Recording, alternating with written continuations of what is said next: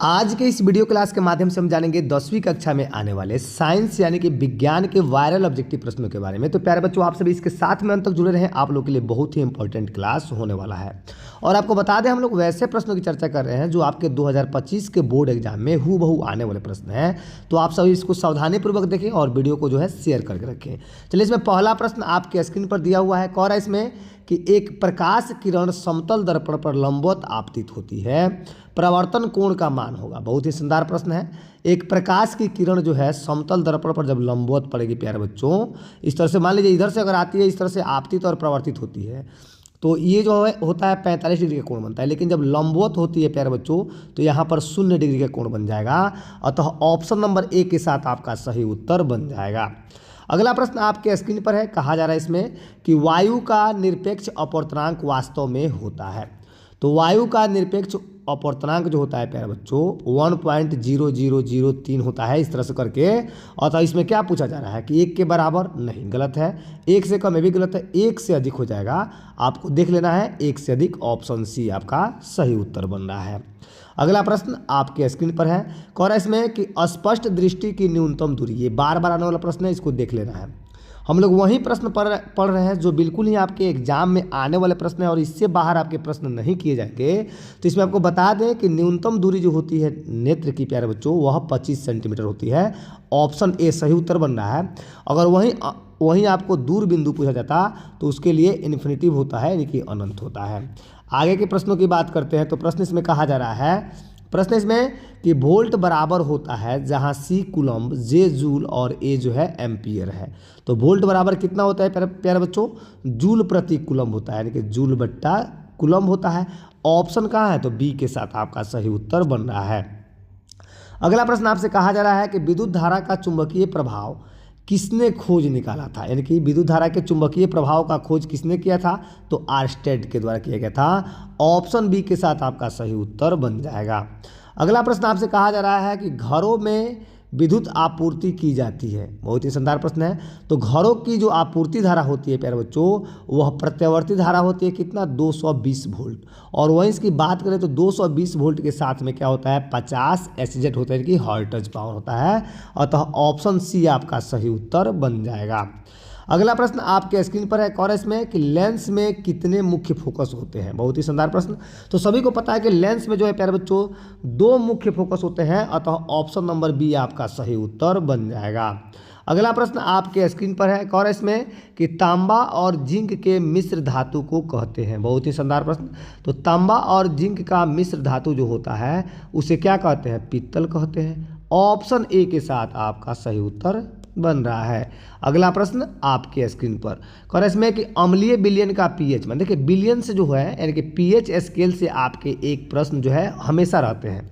अतः आपको एक बार समझा देते हैं इसमें कि जब यानी कि 1 से सोरेनसन और सॉडी नामक वैज्ञानिक के द्वारा जो है पीएच स्केल की खोज की गई थी, और उन्होंने जो है 1 से लेकर 14 तक को जो है अंकीय मान रखा था, यानी इस तरह का आपका दिया हुआ है। यहाँ पे 7 को जो है उदासीन रखा गया है, और 1 से लेकर 6 तक का जो मान आपका बनता है यह अम्लीय होता है। और वहीं 7 से ऊपर जाते हैं, यानी कि 8 से लेकर 14 तक का जो मान होता है वह क्षारीय होता है। लेकिन इसमें क्या पूछ रहा है कि अम्लीय विलयन का पीएच मान तो क्या होता है? 7 से कम होता है। ऑप्शन सी के साथ आपका सही उत्तर बन जाएगा। अगला प्रश्न इसमें कहा जा रहा है बच्चों कि एल्केन का सामान्य सूत्र होता है। बहुत ही शानदार प्रश्न है।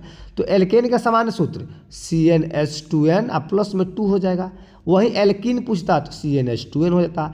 एल्काइन पूछता तो CnH2n-2 हो जाता। अतः एल्केन पूछा है, अतः ऑप्शन नंबर सी के साथ आपका सही उत्तर बन जाएगा। अगला प्रश्न आपसे कहा जा रहा है कि कौन शून्य वर्ग का तत्व है। बहुत ही शानदार प्रश्न है। तो शून्य वर्ग का तत्व पूछा जा रहा है कि कौन है, तो आपका हीलियम हो जाएगा। ऑप्शन नंबर सी आपका सही उत्तर बन रहा है। बस आपको देख लेना है, इससे बाहर प्रश्न नहीं किए जाएंगे। इसमें का अगला प्रश्न है कि कार्बन की संयोजकता होती है। बहुत ही शानदार प्रश्न। तो कार्बन का परमाणु संख्या 6 होता है, और इसकी संयोजकता की बात करें तो 2 प्लस कितना हो जाएंगे? 4। अतः ऑप्शन नंबर कहाँ है? ऑप्शन नंबर बी के साथ आपका बिल्कुल सही उत्तर बन जाएगा। अगला प्रश्न में कह रहा है कि किस आवर्त में सबसे अधिक तत्व है। बहुत ही शानदार प्रश्न है। कौन सा आवर्त है जिसमें सबसे अधिक तत्व है? तो आवर्त 6 है, यानी 6ठा आवर्त जो है आपका सबसे अधिक उसमें तत्वों की संख्या होती है। ऑप्शन नंबर सी आपका बिल्कुल सही उत्तर बन रहा है। अगला प्रश्न आपसे कहा जा रहा है कि CHO क्रियाशील मूलक को क्या कहते हैं, तो उसको एल्डिहाइड कहा जाता है प्यारे बच्चों। ऑप्शन बी आपका सही उत्तर हो रहा है। अगला प्रश्न इसमें कह रहा है कि पारिस्थितिक तंत्र में ऊर्जा का प्रवाह होता है, तो पारिस्थितिक तंत्र में ऊर्जा का प्रवाह जो है एक दिशीय होता है। ऑप्शन नंबर बी ए आपका सही उत्तर हो जाएगा। अगला प्रश्न आपसे कहा जा रहा है कि पादप अपशिष्ट संचित रहते हैं, बहुत ही शानदार प्रश्न है। तो पादप अपशिष्ट जो है प्यारे बच्चों पत्तियों में, छाल में, कोशिकीय रिक्तिकाओं में, सभी में रहते हैं, अतः ऑप्शन नंबर डी आपका सही उत्तर बन रहा है। बात करते हैं अगले प्रश्न की। प्रश्न इसमें कहा जा रहा है कि विकासीय दृष्टिकोण से हमारी किससे सबसे अधिक समानता है, तो हमारी जो समानता है प्यारे बच्चों वह चिंपांजी से है। ऑप्शन नंबर बी आपका सही उत्तर हो रहा है।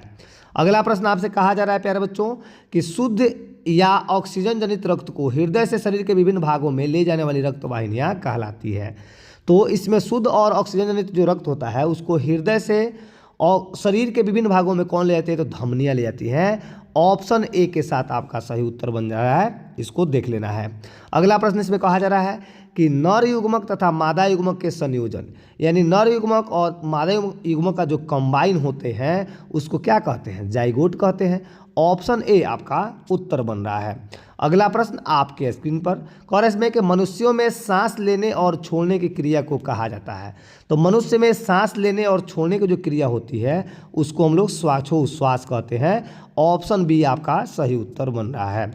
अगला प्रश्न आपके स्क्रीन पर है कॉरस में कि दो समांतर समतल दर्पणों के बीच रखी वस्तु के जो है मूलतः कितने प्रतिबिंब बनते हैं, तो जो दो हमारा समांतर क्या रखा हुआ है, इसमें दर्पण रखा हुआ है, समतल दर्पण, और इसके बीच में किसी वस्तु को रखेंगे तो उसमें जो कितना प्रतिबिंब बन जाएगा, अनंत प्रतिबिंब बन जाएगा।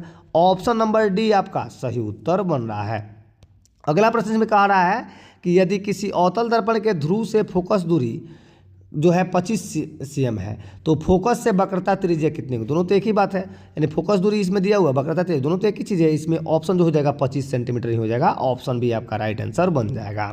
अगला प्रश्न में कहा जा रहा है कि हीरे का अपवर्तनांक 2.4 है, तो हीरे में प्रकाश की चाल क्या होगी, बहुत ही शानदार प्रश्न है। अगर इसका अपवर्तनांक 2.4 है तो इसमें प्रकाश की चाल क्या होगी, तो 1.2 गुणे 10⁸ मीटर पर सेकेंड। ऑप्शन नंबर डी आपका सही उत्तर बन जाएगा। जब इसको निकालेंगे तो इतना आएगा। अगला प्रश्न इसमें कहा जा रहा है कि लेंस की क्षमता का एसआई मात्रक, तो लेंस की क्षमता का एसआई मात्रक डायोप्टर ही होता है, यानी जब इसको निकालते हैं प्यारे बच्चों तो कितना होता है, मीटर इनवर्स हो जाता है। ऑप्शन नंबर सी इसमें दिया है, तो ऑप्शन सी इसमें सही उत्तर बन जाएगा। अगला प्रश्न आपके स्क्रीन पर है, कॉलेज में है कि चंद्रमा पर खड़े अंतरिक्ष यात्री को आकाश प्रतीत होता है, तो कैसा प्रतीत होता है, काला प्रतीत होता है।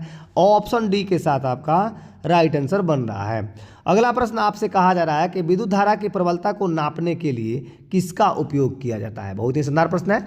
तो विद्युत धारा की प्रबलता को नापने के लिए प्यारे बच्चों किसका उपयोग होता है, तो हम लोग जो है वोल्ट मीटर का उपयोग करते हैं। ऑप्शन नंबर सी आपका सही उत्तर बन जाएगा। अगला प्रश्न आपके स्क्रीन पर है, कह रहा है इसमें कि विद्युत चुंबक बनाने में प्रायः किस पदार्थ के छड़ का उपयोग किया जाता है, तो नरम लोहे का। ऑप्शन ए के साथ आपका सही उत्तर हो जाएगा।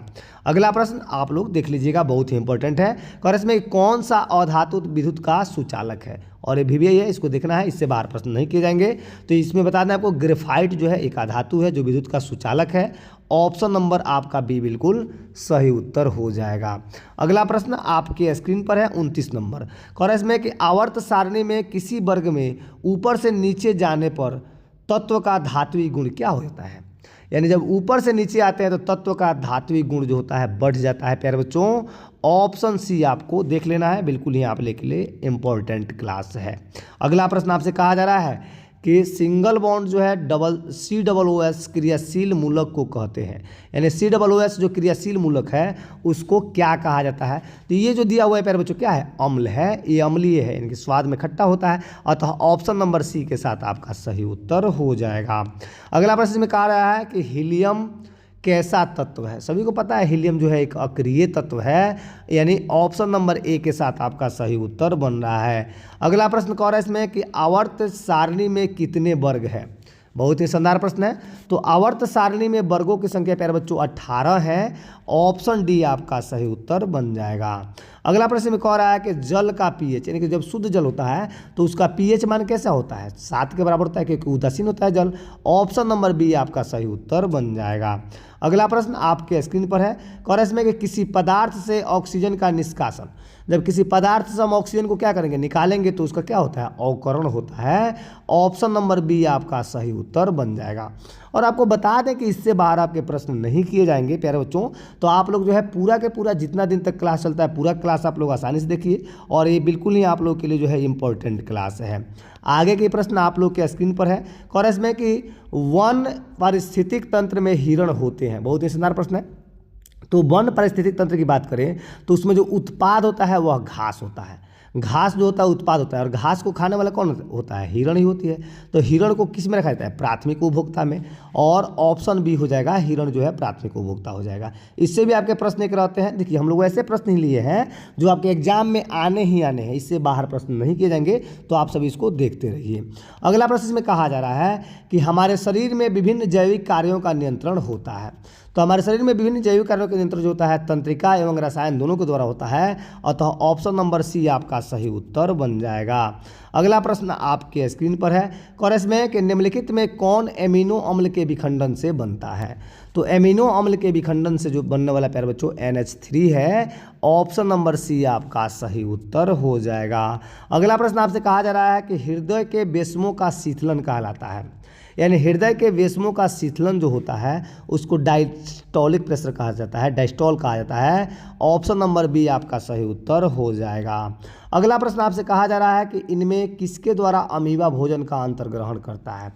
तो अमीबा जो होता है प्यारे बच्चों वह कुटपाद के द्वारा भोजन का अंतर्ग्रहण करता है, अतः ऑप्शन ए आपका सही उत्तर बन जाएगा। अगला प्रश्न आपके स्क्रीन पर है, और इसमें कि आयोडीन की कमी से कौन सा रोग होता है। तो आयोडीन की कमी से घेघा रोग होता है। ऑप्शन डी आपका सही उत्तर बन जाएगा। इस तरह से हम लोगों ने 40 VBI ऑब्जेक्टिव प्रश्नों को देखा। हम लोगों ने ऐसे प्रश्नों को देखा जो बिल्कुल ही आपके एग्जाम में आने वाले हैं और इससे बाहर आपके प्रश्न नहीं आएंगे। और ऐसे ही सभी विषय के वीडियो को पाने के लिए आप इस चैनल को लाइक सब्सक्राइब शेयर करके रखें, ताकि आने वाला वीडियो का नोटिफिकेशन आपको सबसे पहले मिले। तब तक के लिए आप सभी को बहुत बहुत धन्यवाद।